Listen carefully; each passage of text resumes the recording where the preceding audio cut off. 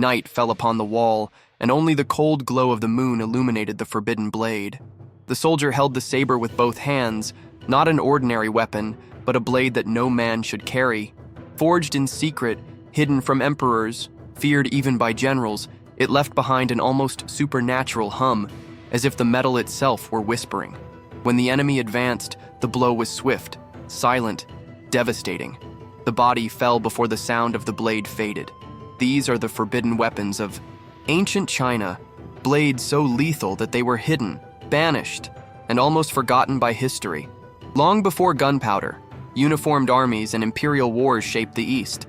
Ancient China already mastered the art of metallurgy, like few other civilizations in the world. Blacksmiths worked in silence within hidden workshops, artisans swore absolute secrecy, and warlords vied for weapons that could decide the fate of nations. But among all the blades created over millennia, some were prohibited. And they are not forbidden out of superstition, but out of genuine fear. China has always treated arms control as an essential part of power. A single saber in the wrong hand could start a rebellion. A blade that was too light, too strong, or too deadly could unbalance centuries of stability. And for this reason, various empires, from the Qin to the Han, from the Tang to the Ming, established lists of weapons that they could not be manufactured, Venetian blinds, or even seen by ordinary people. Some were so devastating that only elite units were permitted to wield them. Others were secret, used only by assassins sent by the throne itself. Some disappeared following imperial decrees, burned, hidden, or buried with generals to ensure they never fell into the wrong hands. But they all have something in common. They were too lethal to exist freely. In this episode, we'll journey through the shadows of Chinese history, from bronze war swords that were never meant to be touched by civilians, to blades crafted in secret workshops during the Warring States Rebellion, from swords that cut through iron to the silent daggers used by special agents of the Empire. You are about to discover weapons so rare, so dangerous, and so shrouded in secrecy that many historians don't even agree on whether they should have existed. Get ready to uncover the forbidden blades of ancient China, a journey where politics, fear, war, and power meet on the edge of a sword. In the final period of the Han Dynasty, amidst political conspiracies and military rebellions, a blade emerged that few dared even mention, the Yanmaodao. The saber, already known to the military elite, has gained an altered version, lighter, sharper, and faster, created not for open warfare, but for silent elimination of political targets. It was the weapon of the Men in Black, an unofficial unit linked to internal government factions. And that is why this variation of Yanmaodao became prohibited. What made this blade so dangerous? Extreme attachment. The straight tip of the traditional Yanmaodao allowed for wide cuts, but the banned version underwent a metallurgical treatment that made it as thin as a razor, capable of cutting tendons and throats with minimal effort. Reduced weight. Forged from a high-carbon steel alloy that was difficult to produce, it weighed less than ordinary weapons. In the hands of a trained assassin, it seemed to vanish into thin air before the blow. Format adapted for ambushes, the smooth. Curve allowed for quick cuts through corridors, military tents, and palaces, places where a long gun would be impractical. Why was it banned? Because this version of Yanmaodao allowed one to kill without being seen. The trajectory of the blows was so rapid that many corpses were found with wounds that were too clean, too deep, impossible to have been inflicted by regulated weapons. Rumors say that ministers, generals, and nobles died because of this hidden saber. The state realized it too late. Imperial decrees record. Any weapon with an edge sharpened beyond the standards will be considered an instrument of treason. The production was banned. Workshops were burned down. Blacksmiths were executed. But some specimens survived, hidden by men who never intended to hand them over to the Empire. A blade so dangerous it couldn't possibly exist. Among all the weapons hidden by the Empire, few were as mysterious as the Jian secret cutter, a short blade, almost a hybrid between a dagger and a saber, created during the period of Warring Kingdoms back when espionage was just as important as open warfare. This weapon does not appear in official records. It appears only in fragmented texts, generals' notes, and interrogation records preserved by scribes, and they all describe the same pattern. Extremely fine wounds, too deep, too precise. Its prohibited features: extremely narrow blade, thinner than that of a regular dagger, but long enough to reach vital organs with surgical Precision. It was perfect for striking ribs through gaps in armor, where no traditional sword could penetrate. Double-tempered wire. While most Chinese daggers had only one edge, the Jian possessed two, both polished to such a degree that they could cut hair in midair. This allowed for quick and silent strikes, like scalpel cuts. Curved fist for absolute control, allowing for changes of direction, mid-attack, a deadly technique used by assassins trained to kill in narrow corridors, inside, carriages, or during nighttime rituals. Why did the Empire forbid it? Because this blade defied all military standards. It was not a weapon of war, it was a weapon of political execution. Ancient texts recount the mysterious deaths of counselors, governors, and local lords, all found with identical wounds, cuts that seemed impossible to replicate with any known weapon. When the Imperial Council realized that an unofficial weapon was circulating, it decreed, "No civilian may carry blades that are narrow or sharper than military standard. The manufacture will be treated as a crime against the throne itself." And so, the Jian cutter was pushed into the darkness. But some copies survived, hidden in sealed wooden boxes, buried in sealed tombs, kept as relics by families who served in the shadows, kings who never existed in the official records. A weapon designed for quick killing, and disappear even faster. Among the forbidden weapons of ancient China, none combined such elegance with such lethality as the Silk Shadow dagger, a blade so light, so thin, and so silent that it gained a reputation for moving like silk in the wind. But her gentleness was only an appearance. Behind it was a weapon designed to kill without pain, and without leaving a trace. This dagger appears in records from the period Tang, a time when secret agents, known as Jian, they carried out missions that would never be permitted by the throne. And, according to recovered manuscripts, the Silk Shadow was their most feared weapon. Why was this blade banned? Extraordinarily flexible metal forged from a rare alloy, the blade could bend without breaking. This allowed for impossible moves, to enter through tiny gaps in the armor, curve around ribs, and strike vital organs with absolute precision. Invisible sharpening, its polished edge was so smooth that it did not reflect light. During nighttime confrontations, she would vanish into thin air, hence the name Silk Shadow. Many targets didn't even realize they had been hit until they fell to the ground. Clean drilling. The cuts left by this dagger were so fine that from a distance they looked like natural body marks or insignificant injuries. Perfect for unofficial performances. Political consequences. The existence of the Silk Shadow dagger threatened what the emperors valued most: control. A weapon that killed without leaving almost any trace could easily trigger intrigues, palace coups, disappearances, and murders that even official doctors couldn't explain. Chronicles from the Tang period mention, "There were dead people who appeared intact, but their hearts had been pierced as if by a needle." When the throne realized the destabilizing potential of this weapon, it decreed its immediate prohibition. The workshops that manufactured it were dismantled, and their artisans disappeared as silently as the victims of the dagger itself. But stories persist of blades kept in jade boxes, wrapped in dark silk, waiting for hands that should never touch them. Among all the forbidden blades of ancient China, few carried as much reverence and as much fear as the dragon tear blade, the dragon's tear. Its name came not only from the elongated and elegant shape of the wire, but from the way it tore through its target, a single, deep, curved cut, as if a tear had run down the victim's body. This weapon is mentioned primarily in texts from the dynasty Qin, when the central government sought to tightly control the use of metal. Blades deemed too advanced were seen as a direct threat to imperial power.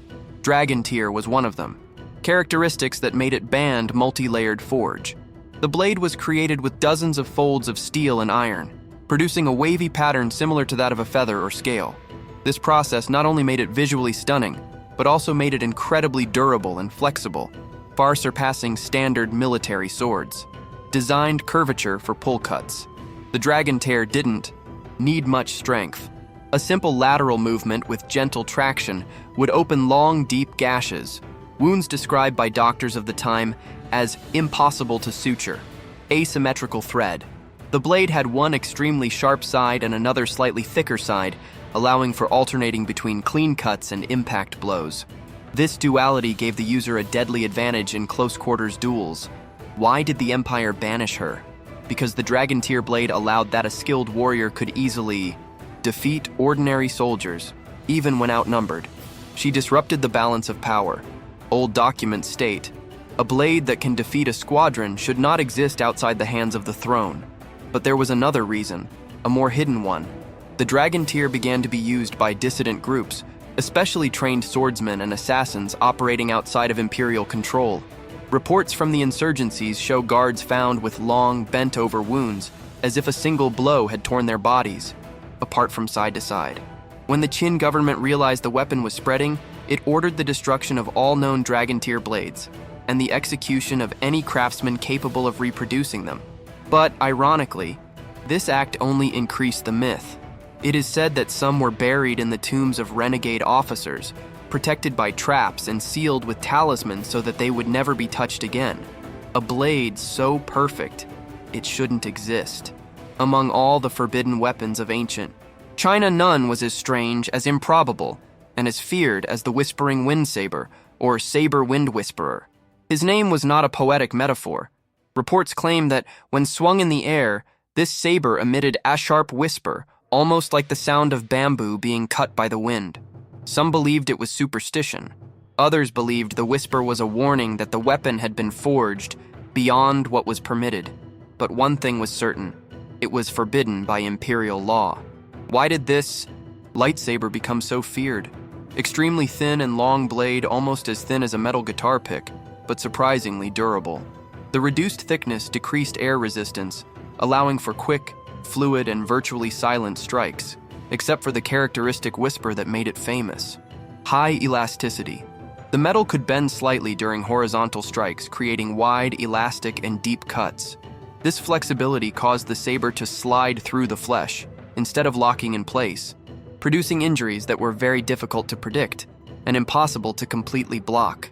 Forging with rare metals. Fragments of notes found in ruins indicate that the saber was tempered with small amounts of metals imported from Central Asia. The mixture created a bluish tint on the blade, a visual trait that the Empire considered a marking of unregulated weapons. Why did the Empire forbid it? Because either Whispering Wind was, or type of weapon, that it made any duelist too dangerous. Documents from the Han household mention a weapon that deceives the ear and cuts like the wind should not be carried by ordinary men. Furthermore, rebel groups began adopting it for nighttime ambushes. The weapon was lightweight and easy to conceal inside sleeves, tunics, and cloaks. And when used in confined spaces, such as alleyways, caravans, or interior rooms, its speed was devastating. Some generals claim that soldiers wounded by this saber didn't even notice the cut immediately. They felt only a sudden chill, and then blood began to flow in a perfectly curved line. The saber was banned, its forgers persecuted, and its possession became punishable by execution. But, as always happens with banned weapons, some specimens have disappeared from the official record, guarded by factions that refuse to relinquish their power. A saber so fast it seemed like the wind, so deadly it seemed like magic. Among all the forbidden blades of ancient China, few carried such a reputation. Raw, violent, and disturbing how much bone sawed duandao, known among soldiers as duan kurto who sawed bones. It wasn't elegant. It wasn't quiet. It wasn't a weapon used by assassins. It was a brutal tool of war, as effective at dismembering as it was at killing. And that's precisely why it was banned. What made this duandao so feared? One side smooth, and the other serrated. While the main edge was sharpened for clean cuts, the reverse side featured small metal saws, designed for tear and crush whatever they found in front of them. This combination allowed for mixed strikes, first cutting, then pulling and destroying. Reduced length. Shorter than a traditional saber, but longer than a dagger. The bone-sawed duandao operated in a blind spot in the armor. It could get between plates, under the ribs, or between the collarbone and the shoulder, regions that are almost impossible to protect completely. Brutal frontal weight. The reinforced tip carried enough weight to break bones before the serrated blade even took hold. In open terrain, a single blow could incapacitate the enemy through pain, even without killing him immediately. Why did the Empire forbid it? Because it was too violent even by military standards. Texts by physicians from the Han Dynasty describe injuries caused by this weapon as cuts that won't close, bones that crumble, and flesh that can't be stitched up. There are reports of battles in which soldiers with serrated duandaos were accused of excessive barbarity, violating traditional codes of war. But the real reason for the ban was political. Rebel groups started using it. Bandits adopted her in ambushes. It was easy to manufacture illegally, and impossible for the Imperial court to regulate. The Empire knew that if this weapon spread, everyday violence would reach uncontrollable levels. Severe penalties were imposed. Any weapon with metal saws will be destroyed. Whoever carries it will be treated as a traitor to the throne. But, as always, some specimens disappeared from the map, hidden in caves, abandoned temples, or buried alongside shadowy warriors who should never have been remembered. A blade that did more than just cut. She mutilated herself. Among all the weapons hidden in the Empire's forbidden archives, few are as mysterious as the night silencer Jian. A sword so silent, so discreet, and so deadly that, according to many scholars, it should never have existed. While the traditional Jian was a symbol of nobility, honor, and elegance, this forbidden variant was the absolute opposite. A tool created not for duels, but for clandestine disposal. She appears in fragmented records of the dynasty, mentioned only in interrogation notes and confidential internal security reports. The name says it all. A sword that killed without making a sound. Characteristics that made it prohibited. Blackened steel blade.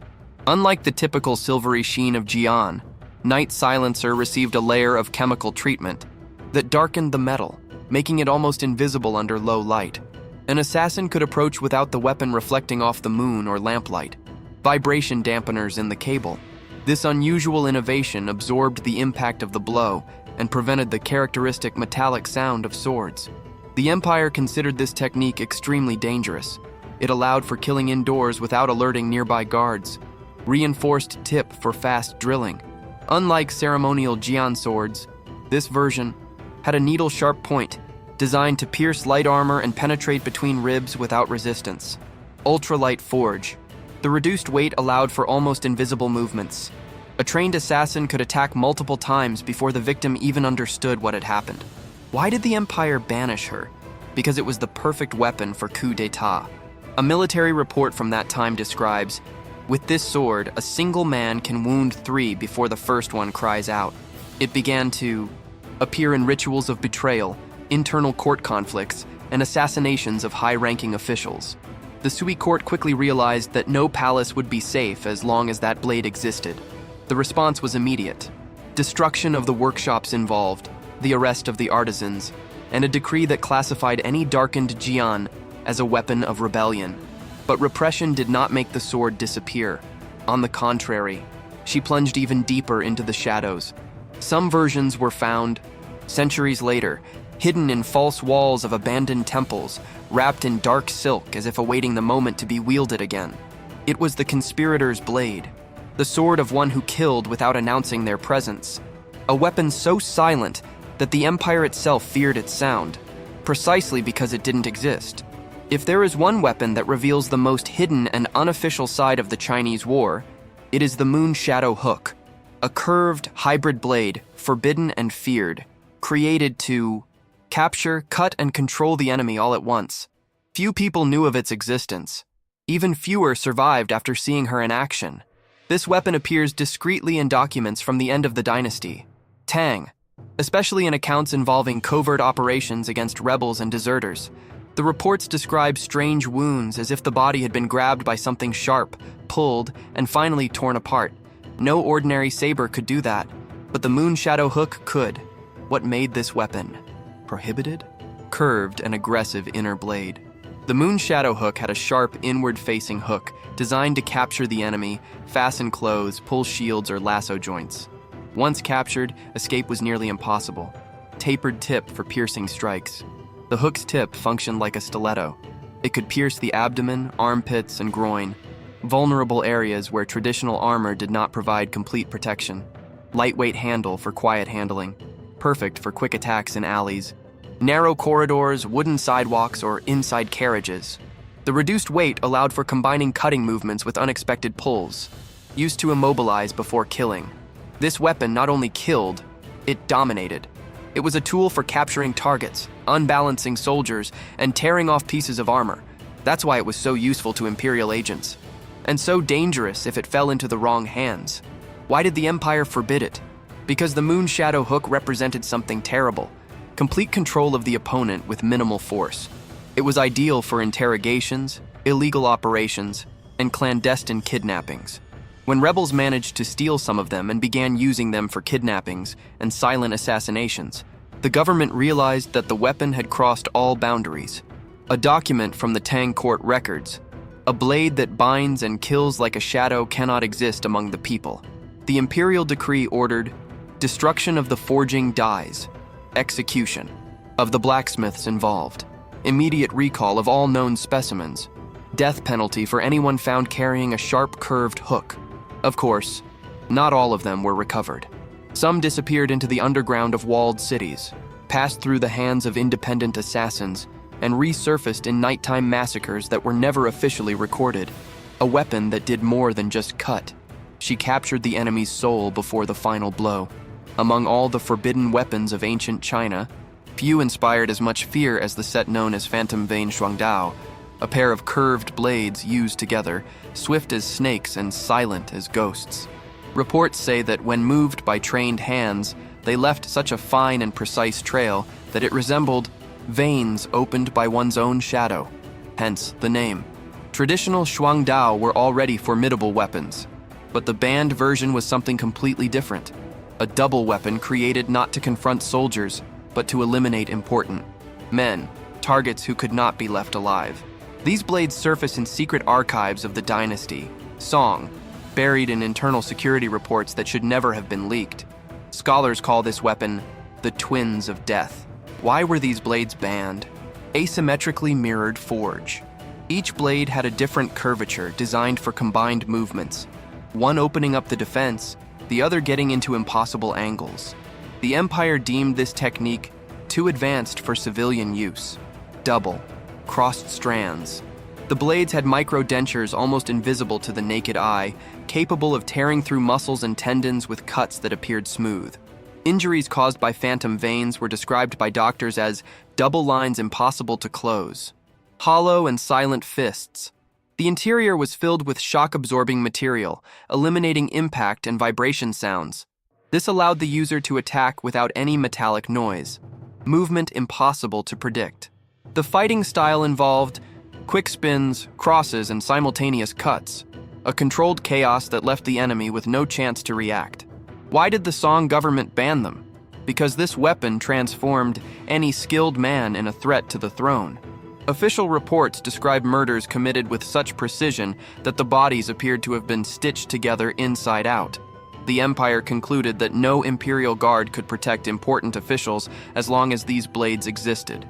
The ban was immediate: destruction of the molds, execution by the artisans, hunting down clans that practiced illegal double techniques, and an order for summary execution for anyone carrying two unregulated curved sabers. Even so, some sets disappeared. Legend has it that certain elite assassins inherited pairs of Phantom Vein Shuangdao, using them only on missions that would never be recorded in official records, missions from which no one returned to tell the tale. 2 blades, 2 blows, an inevitable end. The perfect weapon for those who saw death as an art and silence as the path to reach it. Among all the forbidden blades of ancient China, few carry such great and dangerous political weight as the Blood Mandate Changdao, known as the Blood Mandate Blade. It was more than just a weapon. It was a symbol, an instrument used to impose authority where diplomacy failed, and to eliminate anyone who dared to challenge imperial power.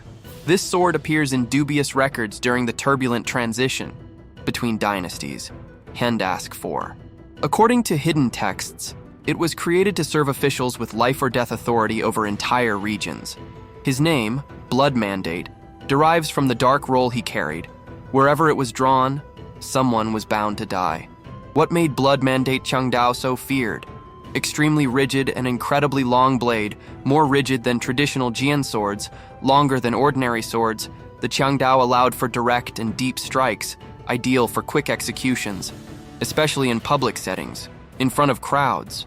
No inscriptions allowed on the back. The weapon bore characters engraved with red metal alloys, creating the illusion that the blade was bleeding. Weapons with colored metal inscriptions were strictly forbidden, considered symbols of imperial authority that no one outside the palace should possess. Needle-tipped device for complete transfixion. Qiangdao was capable of piercing a man's torso with direct blows, perfect for exemplary executions. Carried out in public squares or military camps. Hybrid curvature, unique in its kind. Neither perfectly curved nor straight. This peculiar shape allowed for both wide cuts and direct perforations. The Empire considered this model too advanced for civilian circulation. Why did the Empire ban it? Porque a blood mandate Qiangdao.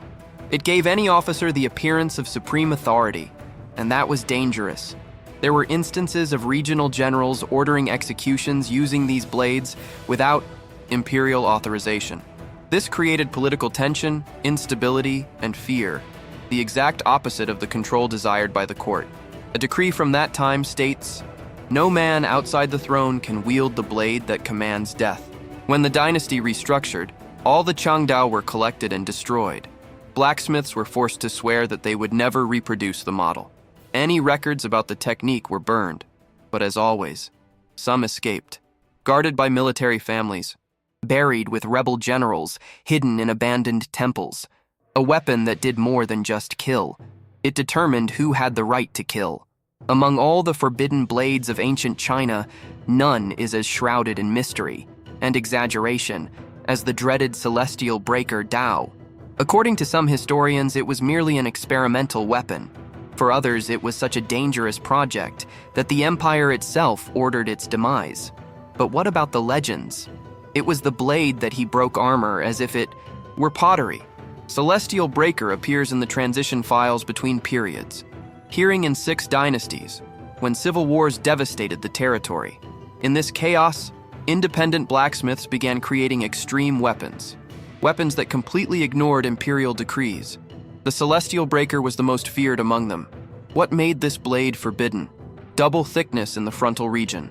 Unlike traditional Dao swords, the Celestial Breaker had a reinforced area near the wire. This reinforcement allowed crushing blows capable of deforming metal helmets and breaking bones beneath lamellar armor. Hardened iron inner core. The blade was forged with an extremely rigid core encased in more flexible layers. It was heavy, much heavier than any regulated weapon. But that also made her almost impossible to stop. Irregular front strand. It wasn't smooth like the smoothness of ceremonial sabers. It was slightly wavy, designed to tear and break simultaneously. Injuries caused by it were described as a mixture of crushing and cutting, ability to break through military shields. Later tests suggest that the Celestial Breaker could shatter official shields of the time with just 2 hits, and a weapon like that completely threw the battle off balance. Why was it banned? Because Celestial Breaker represented a strategic risk. It completely negated the army's defensive patterns, rendering ordinary soldiers useless against warriors who wielded it. A secret military report describes, "A weapon that destroys armor also destroys respect for the authority of the army." The court concluded that if this weapon were to become widespread, rebels could defeat imperial troops without much difficulty. The order was clear: confiscate and destroy all Celestial Breakers, to execute blacksmiths who mastered the technique, ban blades with double front reinforcement, erase records of the weapon's existence naturally. That didn't work completely. Some specimens have disappeared.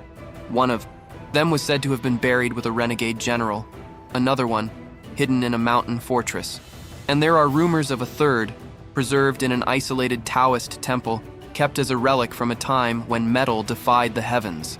The Celestial Breaker wasn't just banned, it was considered too dangerous for the world. Among all the secret weapons that emerged during the height of the dynasty Mingnon is as enigmatic as shadow-veiled Liu Yadao, the willow blade covered by shadows.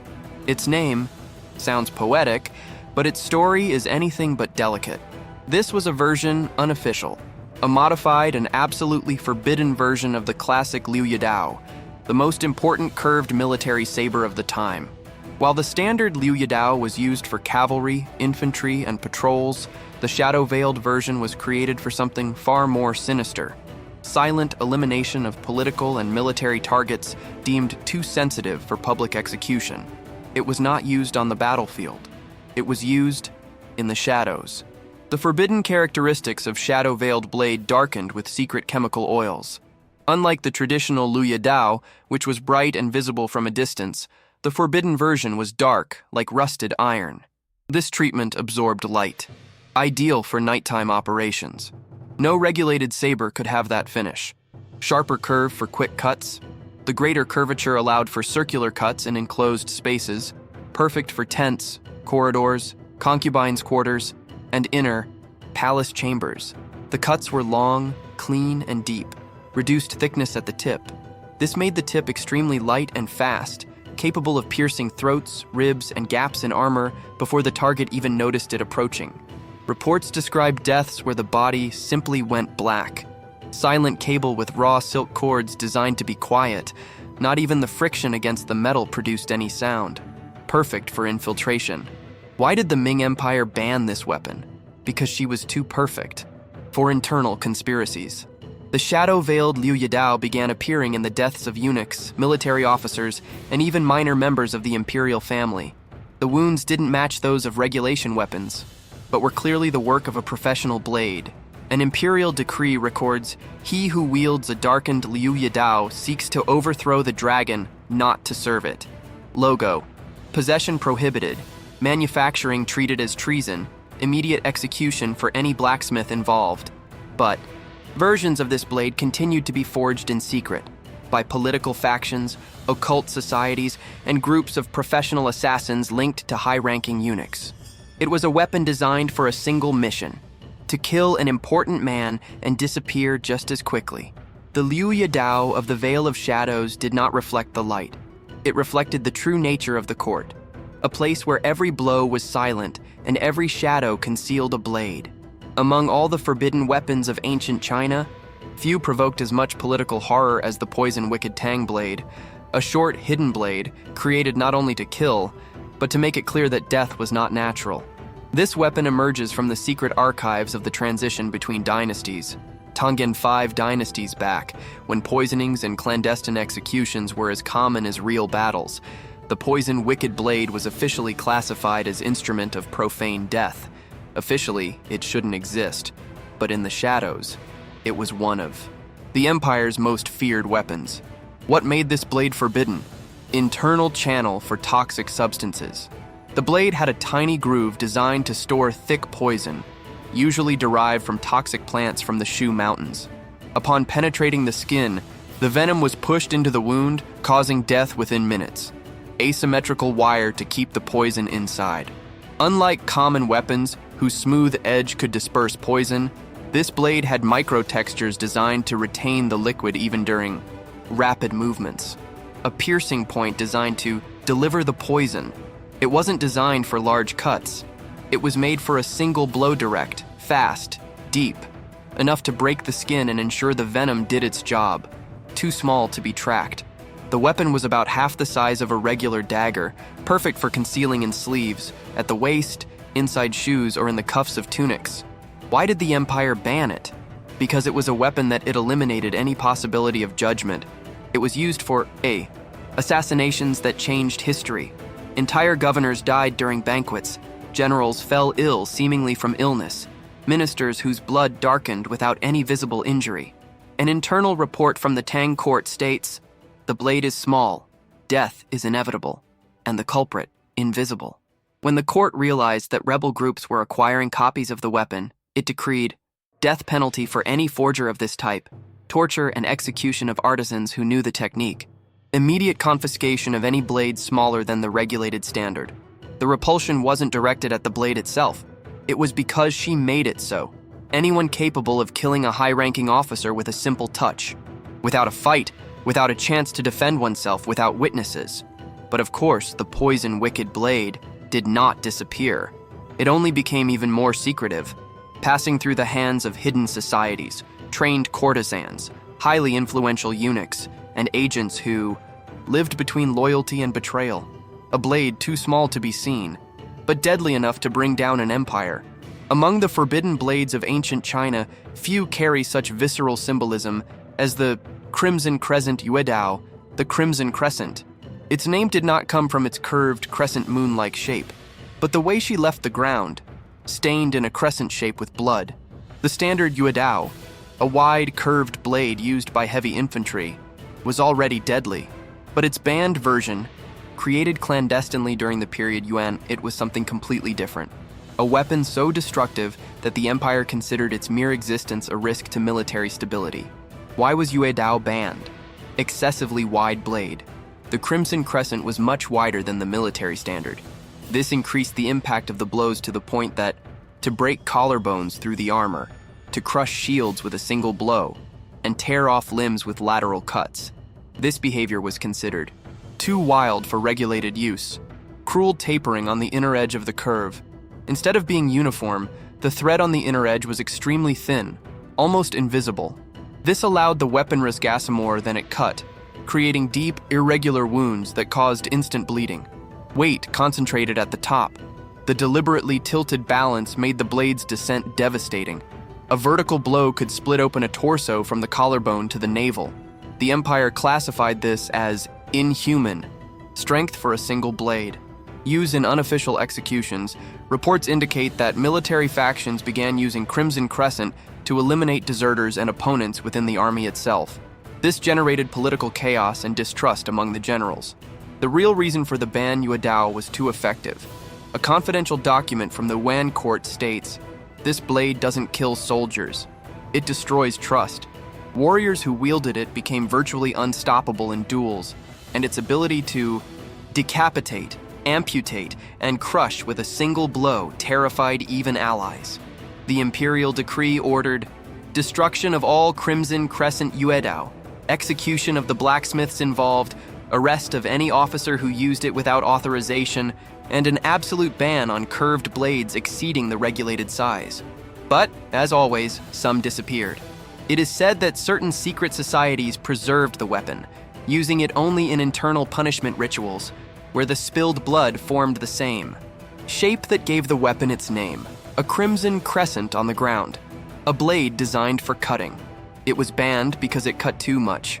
Among all the forbidden weapons that have emerged throughout Chinese history, few are as peculiar and as feared as the silent thread piandao, a silent thread piandao. This thin, extremely curved blade belongs to a rare category. It wasn't created for open warfare, nor for duels, but for deadly surgery, blows so gentle and so precise that they seem to stitch death onto the victim's body. She appears in obscure records of the dynasty, Qing, primarily cited in reports describing clandestine executions carried out by secret punishment units. According to these documents, the silent thread piandao was a weapon that no one should see this and survive. Why was this piandao banned? Extreme curvature, almost a half moon. More curved than any other military saber, it allowed for circular cuts that bypassed light armor and penetrated beneath shields, tearing flesh in continuous movements, as if the blow drew a perfect line around the target. Ultra-thin, almost invisible thread, its thread was so thin that it seemed to disappear under the light. The cuts she made were too clean, too long, and too deep for any regulation weapon. No sound. Unlike ordinary blades, whose metal sings as it cuts through the air, the silent thread piandao was completely silent. The blow came without warning. The victim only felt the warmth of the blood rushing down. Blade as light as stretched cloth. Its reduced weight allowed for quick and repeated attacks, ideal for eliminating multiple targets in hallways and enclosed rooms. Perfect for assassinations inside the palace. The real reason for its prohibition: the weapon was being used far too often by the government's own agents, and that started causing problems. Officials eliminated political rivals so cleanly that it was impossible to identify the perpetrator. Some of the deaths were so precise they seemed ritualistic, single cuts that traversed the body like a crescent arc. One of the secret reports says the blade stitches through the air, and wherever she goes, life falls apart. The court realized it had created a monster, a weapon that gave the assassins too much power, too much control, too much freedom. Therefore, he decreed, destruction of all curved blades above the permitted radius, execution of the forgers involved, an absolute ban on silent blades, and severe punishment for any officer carrying a non-standard weapon. But the silent thread Piandao did not disappear. She simply switched hands. Independent assassins, clandestine societies, and clans that survived on the fringes of the law transformed it into a signature of their executions.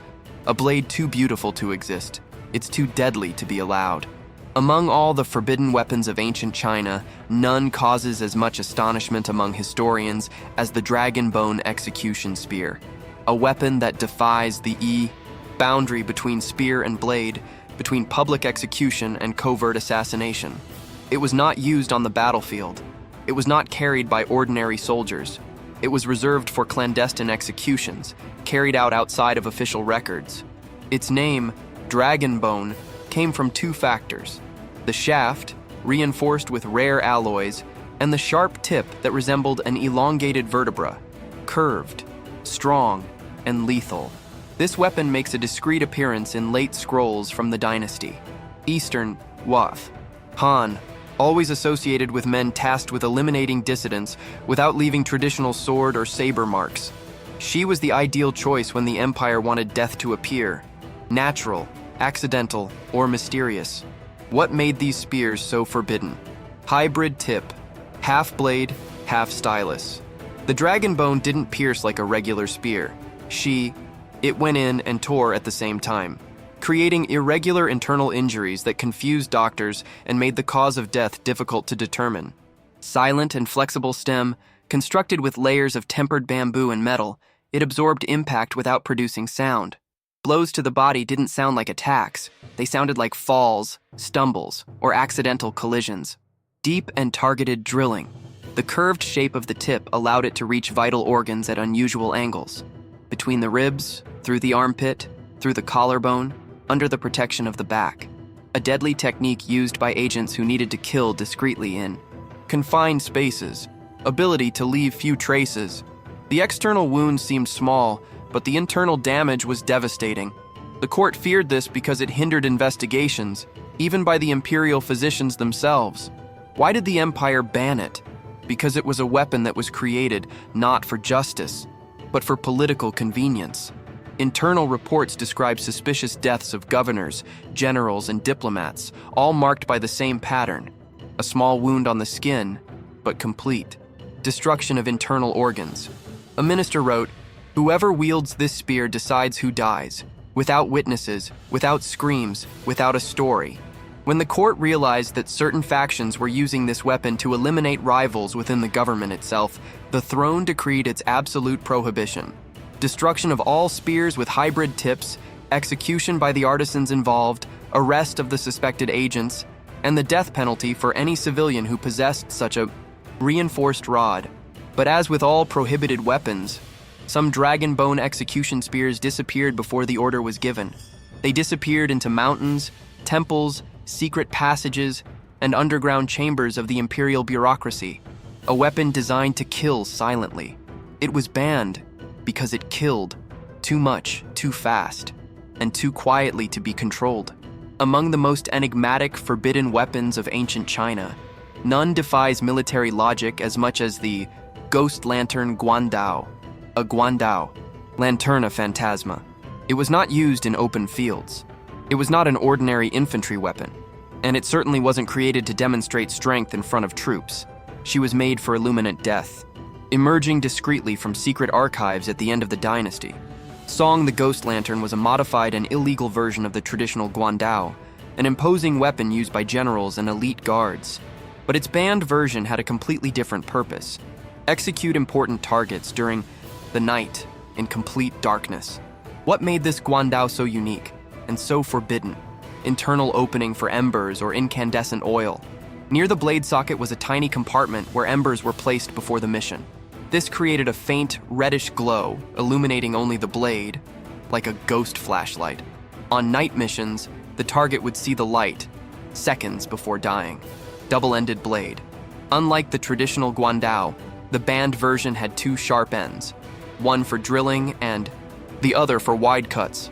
This allowed for quick kills without requiring a second attack. 3 hidden drilling points at the base. These spots left unusual marks on the body.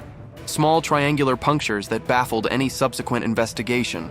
Wounds of this type appear in records of mysterious deaths in the Song Court. Intentionally unbalanced weight. While a standard guandao is balanced for stability, the ghost lantern was heavier on top. This allowed for devastating downward strikes, designed for precise decapitation. Why was it banned? The ghost lantern guandao was considered a weapon against the celestial order. It was too ritualistic, too symbolic, and too devastating. Officials began using it in clandestine executions, especially against political rivals. There was a macabre pattern: bodies found at night with wounds illuminated by soot or traces of burnt oil. It was as if death had been marked. An internal report states, "He who sees the light of the blade never sees the dawn." Realizing that the weapon was creating panic among local governors and spreading fear within the bureaucracy itself, the empire ordered destruction of all modified guandaos, execution of the blacksmiths who learned the technique, severe punishment for any soldier carrying a blade with an internal compartment, complete erasure of official records regarding the existence of the weapon. But as always, some specimens have disappeared, kept as relics, used in secret rituals, or hidden by military families who refused to hand them over. A ghost lantern guandao illuminated the night, not to show the way, but to show the end. Among all the forbidden weapons of ancient China, few carry such an air of mystery. Predatory as for Iron Serpent Fang, the prey of the Iron Serpent. This was not a sword. It wasn't a saber. It wasn't even an ordinary dagger. It was a clandestine weapon created to penetrate where no other blade could enter, and to kill so suddenly that the blow seemed to come from thin air. She appears in obscure accounts from the period. 3 kingdoms, especially in references to spies and agents of factions that operated far beyond military rules. The name Iron Serpent was not poetic. It was literal. The weapon looked like prey, long, thin, curved, and deadly. What made the Iron Serpent Fang so forbidden? A blade as narrow as a finger, extremely thin, designed to penetrate the tiniest gaps in armor, between plates, metal scales, or layers of hardened leather. She went where swords and spears had no chance. Irregular curvature similar to a snake's fang. The blade wasn't straight.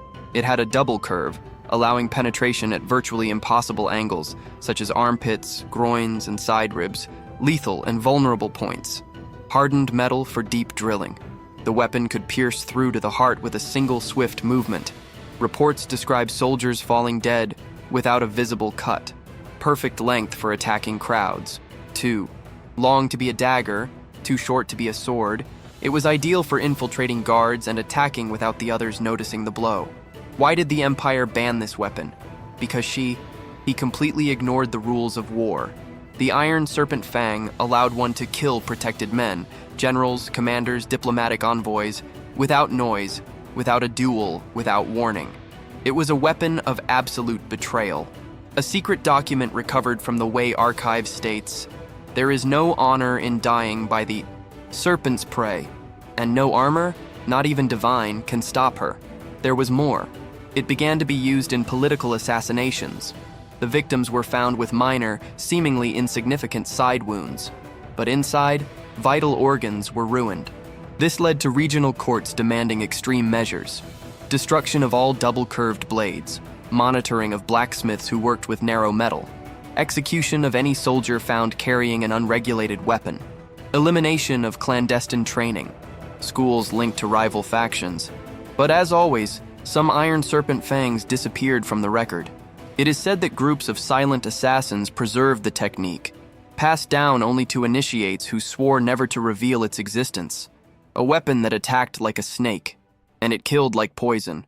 Among all the forbidden blades of ancient China, none bore a name as bold and as dangerous as the Emperor's Bane Zhongdao, a Zhongdao Emperor's ruin. It wasn't just a banned weapon. It was a weapon, politically cursed. A blade that, according to the dynasty's secret archives, Kinit had a single purpose: to kill men who should never die. The Zhongdao, in its traditional form, was a long, robust sword used by elite guards, but its banned version was something completely different. Longer, heavier, more precise, and more feared than any battle saber. Why did this Zhongdao become the most dangerous of all? Constructed using the forecast steels method, a process that mixed layers of rigid steel with flexible steel, creating a virtually indestructible blade. This method was reserved exclusively for the Imperial arsenal. Any weapon made in this way outside the palace was declared absolute treason, length exceeding the permitted limit for civilians and ordinary officers. The Emperor's Bane had deadly reach, perfect for quick decapitations, even against guards with spears and shields. A weapon that completely reversed the hierarchies of combat. Center of gravity shifted. This made his strikes surprisingly fast despite his size. Records describe men being cut as if the air had been split by thunder. Black thread treated with ceremonial ashes. A somber finish, forbidden because it was associated with political rituals and symbolic executions. It was a blade that didn't shine. It absorbed light. The real reason for its absolute prohibition, Emperor's Ban Zhongdao began appearing in assassination attempts against very high-ranking officials. It could penetrate reinforced armor. They were breaking through military shields, and he would cut down guards from meters away before they could react. The Qin throne recorded, "A blade that defeats 100 men and reaches the sovereign cannot exist." Fear, pure fear. The fear wasn't of the weapon, but of that it meant. A Zhongdao like that could start a coup, turn armies against generals, and destroy the chain of command in seconds. It was the perfect weapon for the perfect enemy, the one who walks inside the palace itself. What did the Empire do? The immediate decree ordered destruction of all the long Zhongdao, execution of blacksmiths who knew the four steels method, monthly inspections of the royal arsenals, summary execution for any civilian found with a blade exceeding the permitted length, prohibition of any personal guard carrying weapons with darkened blades. Even so, some Emperor's Bane Zhongdao have disappeared. They disappeared into sealed tombs, underground hideouts, secret collections of rebel generals. A weapon that did more than just bring down men. It toppled empires. Among all the forbidden blades of ancient China, none reaches the almost mythical level of heaven-severing Jian, the Jian that severs the heavens. For some, she never existed. For others, it was forged only once and immediately declared a complete threat to the mandate of heaven, the divine right that legitimized the power of the emperors. According to semi-clandestine texts attributed to the end of the dynasty Zhou, this sword was created by a blacksmith who surpassed the limits of metallurgy at the time, producing a weapon so perfect, so precise, and so lethal that its existence defied not only the empire, but the cosmic order itself. That was the blade, which should not have been forged. Why was heaven-severing Jian considered the most forbidden of all? Extremely rare celestial metal. It is said that some of the steel was obtained from fragments of meteoric iron, a metal that the ancients believed carried energy from the sky. His mere presence violated imperial rituals reserved only for the throne. Perfect geometry, without flaws. The blade was so symmetrical that chroniclers describe it as offering barely any resistance as it cut through the air. A single blow could split wood, bronze, and even base metals in two ways, clean, without cracks or chips. Absolutely rigid tip records describe her piercing ceremonial armor as if it were fabric. It was the ultimate weapon. Perfect. Cutting and piercing in a single body. Supernatural balance. It is said that raising the sword was like lifting almost no weight at all, but when she struck, she carried the weight of 1,000 blades. Soldiers would have fled at the mere sight of the golden glint of her thread. What led to the total ban? A heaven-severing Jian threatened the empire itself. If an ordinary man were to wield this sword, he could kill any guard, any general, and even any emperor. A banned decree found centuries later in excavations unstated, no mortal hand should wield the blade that rivals the heavens, i.e., the sword was not banned because of violence. It was prohibited by too much power.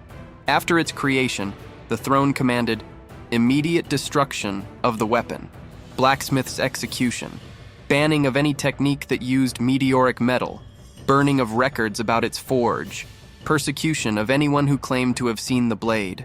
But, as always, history doesn't bend so easily. Some believe she was hidden in a secluded Taoist temple. Others say she was buried with a ruler who feared being betrayed. And some swear that she will return when an empire once again challenges the heavens. A weapon so powerful that it wasn't just banned. She was feared by the entire world.